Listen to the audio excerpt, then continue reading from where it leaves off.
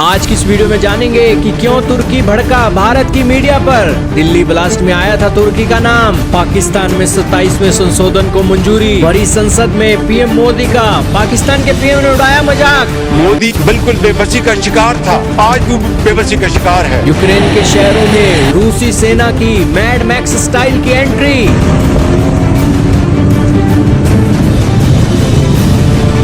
जी हाँ दोस्तों, नमस्कार, सलाम, प्रणाम और सुबह के इंडी प्लस न्यूज देख रहे सभी दर्शकों को प्यार भरी सत श्री अकाल। दोस्तों, देश और दुनिया की एक बार फिर से बड़ी खबरें लेकर हाजिर हुए हैं। जो भी बड़ी खबरें आज आई हैं आज की इस वीडियो में जानने को मिलेंगी, तो चैनल पर नए हो तो जरूर सब्सक्राइब कर लीजिए ताकि हमारी कोई भी न्यूज आपसे मिस मत हो सके।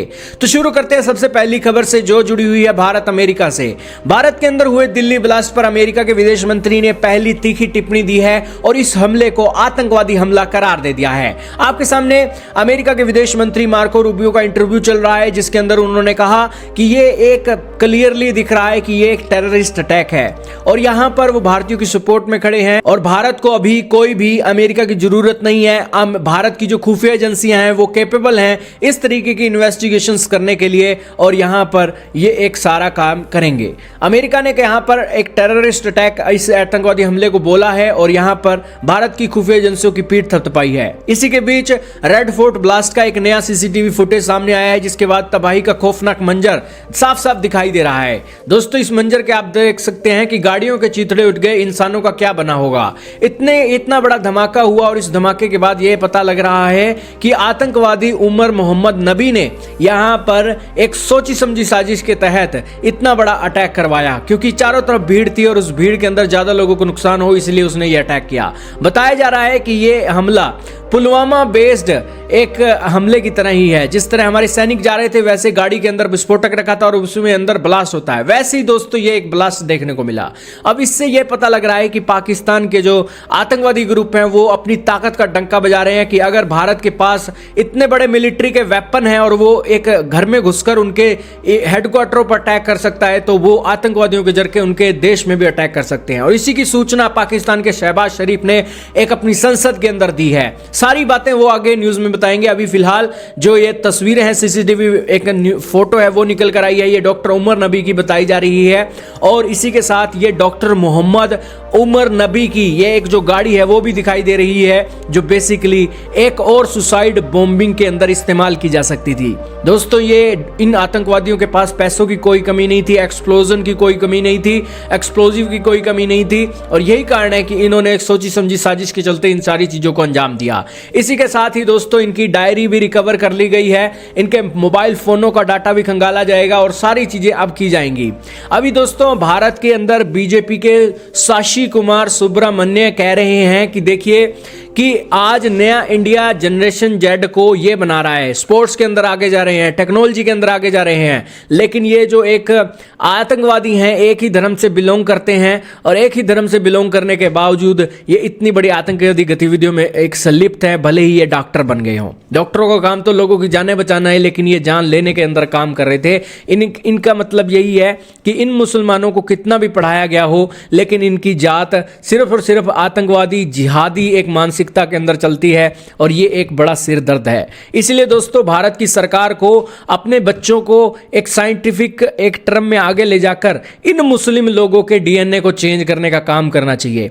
अब दोस्तों ये मुस्लिम लोगों का कोई कसूर नहीं है, पाकिस्तान के पास ऐसी टेक्नोलॉजी है कि इनके डीएनए को चेंज कर देते हैं, जिसके चलते ये जिहादी बन जाते हैं। भारत की सरकार को भी अपने डीएनए को इतना मजबूत करना चाहिए कि इन मुस्लिम लोगों के डीएनए को चेंज कर देना चाहिए, जैसे योगी जी ने किया है अपने बुलडोजर चलाकर और बहुत सारी चीजें कर। तो यही कारण है कि भारत की सरकार अब सारे पहलुओं को गौर करेगी कि आखिरकार ये डॉक्टर बनने के बाद इतने आतंकवादी हमले में संलिप्त कैसे हुए। और अल फला यूनिवर्सिटी के अंदर तो दोस्तों इन्होंने मिनी पाकिस्तान, मिनी जैश ए मोहम्मद के आतंकवादी अड्डा बना रखा था, जहां पर ये एक्सप्लोजिव ऐसे लेकर घूम रहे थे जैसे कोई चॉकलेट लेकर घूम रहे हो। आपका क्या मानना है कमेंट सेक्शन में बताइएगा। चलते हैं अगली बड़ी खबर पर, जो जुड़ी हुई है दोस्तों तुर्की से। तुर्की भौखला गया है, तुर्की भड़क उठा है, तुर्की भारत के मीडिया पर इतना एक एग्रेसिव हुआ है कि उसने अपना रिएक्शन दे दिया है। तुर्की ने भारत की मीडिया के ऊपर भड़कते हुए कहा है कि भारत का मीडिया दुष्प्रचार कर रहा है। दरअसल भारत की मीडिया ने तुर्की की गर्दन पकड़ी थी क्योंकि इन आतंकवादियों के कनेक्शन जो है तुर्की के अंदर मिले हैं। अब दोस्तों तुर्की क्या है? तुर्की आतंकवादियों को सपोर्ट करता है।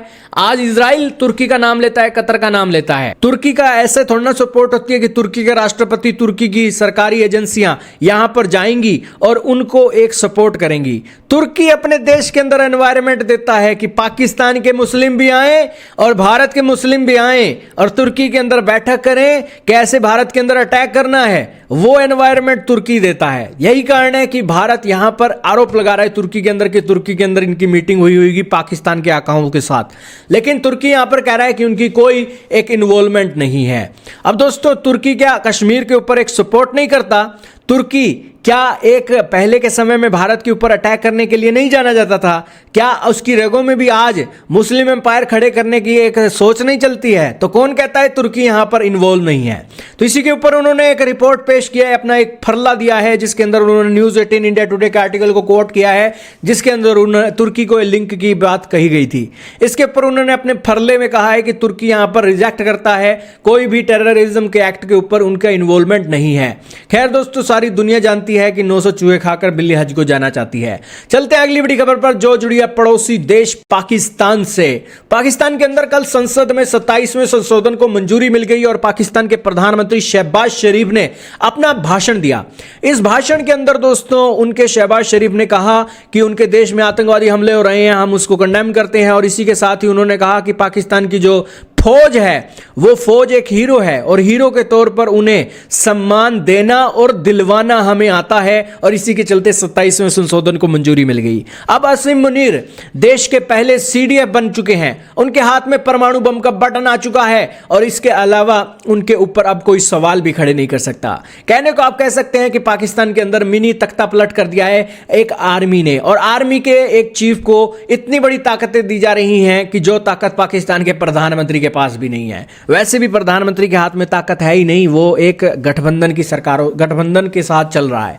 तो इसी के बीच एक शहबाज शरीफ ने भारत को भी चैलेंज किया। भारत के अंदर भी टेररिस्ट अटैक हुआ, बजाय उस हमले को कंडेम करने के उसने दोस्तों पीएम मोदी के ऊपर निशाना साधा। उसने कहा कि ऑपरेशन सिंदूर से पहले, सिंदूर के समय में भी भारत बेबस था और आज भारत का प्रधानमंत्री भी बेबस है और वो बेबस ही रहेगा। सुनिए यह स्पीच सुनिए। हिंदुस्तान जो है वो बिल्कुल बेबस तस्वीर बना रहा।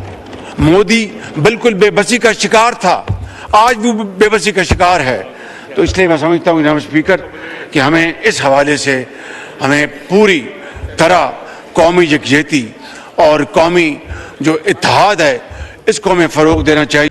तो दोस्तों इन्होंने भारत के प्रधानमंत्री को स्पष्ट एक लहजे में ये बात बोली है। अब दोस्तों पाकिस्तान का प्रधानमंत्री ये थोड़ा ना कहेगा कि दिल्ली के अंदर ब्लास्ट उन्होंने कहा है और ना ही पाकिस्तान का आतंकवादी संगठन को इस बात की मंजूरी लेगा, लेकिन इशारों में ये बातें साफ हो रही हैं कि पाकिस्तान बड़ा खुश है भारत के अंदर दिल्ली ब्लास्ट हुआ है और इतने लोगों की मौत हुई है और वो बेबस का जिक्र कर रहे हैं क्योंकि भारत की सरकार बेबस थी कि भारत की राजधानी दिल कहे जाने वाले दिल्ली के अंदर उन्होंने इतना बड़ा ब्लास्ट कर दिया और इससे भी बड़े ब्लास्ट वो करने जा रहे थे।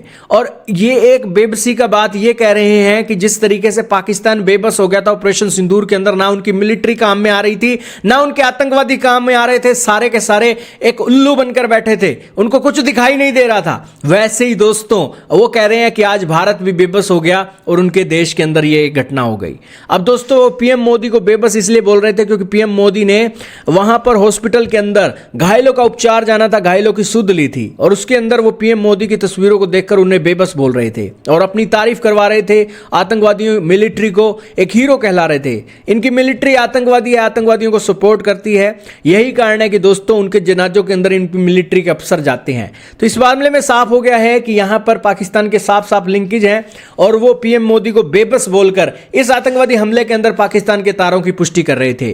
चलते हैं अगली बड़ी खबर पर जो जुड़ी हुई है रूस से। रूस के अंदर दोस्तों मैक्स स्टाइल से रशियन की जो फोर्सेज हैं यूक्रेन के शहरों में एंटर कर रही हैं। हैं। दोस्तों, रूस की सेना के पास कोई अब टैंक नहीं बचे हैं, कोई ऐसे खतरनाक हथियार नहीं है, बस एक चोरी किए हुए एक उनके मोटरसाइकिल हैं यूक्रेन के ही लोगों के, और उसी के साथ उनकी खराब हुई गाड़ियां हैं, और उनके हाथ में एक बड़ी राइफलें हैं और हैंड ग्रेनेड हैं, और उसी के चलते यूक्रेन के शहरों में वो रोंदते हुए चले जा रहे हैं।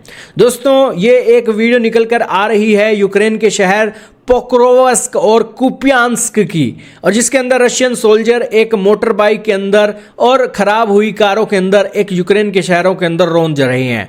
दोस्तों, बताया जा रहा है कि 300 रशियन के जो सोल्जर हैं इन शहरों के अंदर घुसे हैं, और मॉस्को के अटैक के बाद ये एडवांस देखने को मिला है। दोस्तों, रशिया की मिलिट्री ने लगातार अपने जुगाड़ लगाकर अपने वेपनों को बचाने का काम किया है। दोस्तों, जंग के अंदर कोई मिलिट्री का कोई कंपनी का सौदा काम नहीं आता है, और जुगाड़ लगाकर ही काम करना पड़ता है। वही चीजें आज देखने को मिली, क्योंकि एटीवी के अंदर ये एक चल रहे हैं, मोटरसाइकिलों के अंदर चल रहे हैं, साथ में ही जो इनके व्हीकल हैं उनके व्हीकलों के ऊपर इन्होंने लकड़ी के लट्ठे लगा रखे हैं ताकि कोई ड्रोन अटैक से बचा जा सके, और टैंक के ऊपर भी एक आर्मर व्हीकल। ये सारे के सारे जुगाड़ हैं, और इसे अंग्रेजी लैंग्वेज में मैड मैक्स स्टाइल बोला जाता है। चलते हैं अगली बड़ी खबर पर जो जुड़ी है अमेरिका से। अमेरिका के अंदर सीरिया के राष्ट्रपति आए हैं, और ये कभी 1 करोड़ का इनाम इनके सिर के ऊपर था, लेकिन अब डोनाल्ड ट्रंप ने इनके इनाम के ऊपर भी एक पीछे खींच लिया बातें, और अब इनके साथ मजाक उड़ा रहे हैं इनकी पत्नियों को लेकर।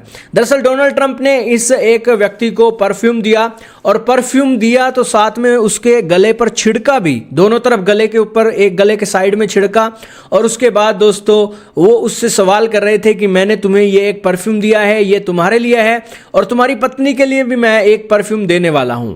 तो इसके ऊपर उन्होंने कहा कि तुम्हारी कितनी पत्नियां हैं, क्योंकि मुस्लिमों के कितनी सारी पत्नियां होती हैं, तो इसके ऊपर उन्होंने कहा कि उनकी एक ही पत्नी है। तो इसके ऊपर वो दोनों हंसने लगे, और उन्होंने सीरियाई राष्ट्रपति की चुटकी ले ली। दोस्तों, एक समय था ये आतंकवादी थे, और अमेरिका के खिलाफ अलकायदा के आतंकवादी संगठनों के अंदर जाने जाते थे, और अमेरिका ने इस सीरिया के राष्ट्रपति को एक बार गिरफ्तार भी कर लिया। लेकिन गिरफ्तारी के बाद दोस्तों हालात ये बने कि इसने जो सीरिया के पहले वाले राष्ट्रपति थे उनका तख्ता पलट किया, और उस तख्ता पलट के बाद ये एक ताकत में आए, और आज अमेरिका के साथ इनकी गुडविल बहुत अच्छी है। तो दोस्तों, आज की इस रिपोर्ट में इतना ही। आपका क्या मानना है कमेंट सेक्शन में जरूर बताइएगा। मिलेंगे फिर किसी और वीडियो के अंदर।